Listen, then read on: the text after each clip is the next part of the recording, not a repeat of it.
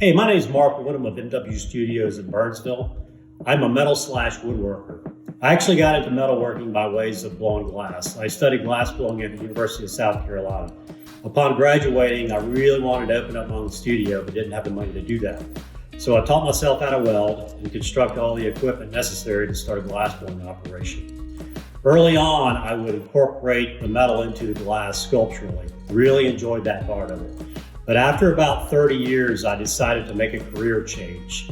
Put down my blowpipe and headed to Burnsville. So this is my forge. Looks a lot like a tutorial for glass blowing.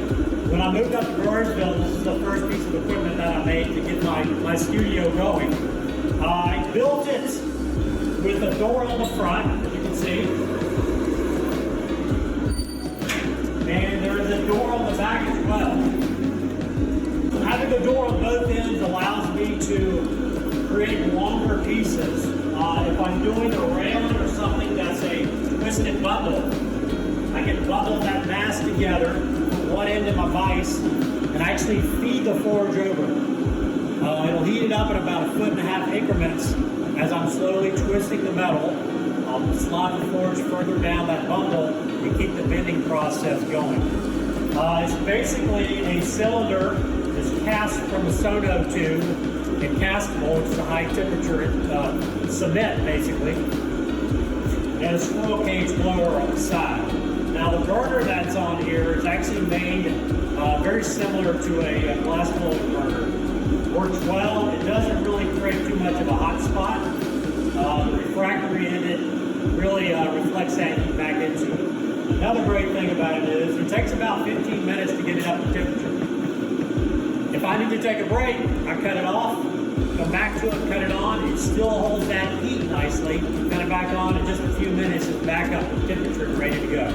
I walk over here to my tire hammer. This is my tire power hammer I built from a spare tire. Don't really know the model number or the type of car this came from. I found it on the side of the road and I figured it would be a good starting point for this project. The spring on it is from a 1975 Honda motorcycle. The reason I know that is the original spring I had on it was gifted to me. It broke very violently, I must say, and this was my replacement. Fortunately, I had put the guard on it well before that happened, and I'm sure in the end it saved a lot of my teeth. So I have a 50-pound head on it. We'll put it on and let you see it. Got a pretty good hit. Did the tooling myself for the dies, heat treated them and everything. All the metal that you see on here actually came from the scrapyard. The only thing I had to write out buy new was the motor. Piece everything else together. From a blacksmith standpoint, I have very few tools. I make do with what I have, and if I could say anything to a starting out blacksmith is that there's a lot you can do with very simple and few tools that you have lying around.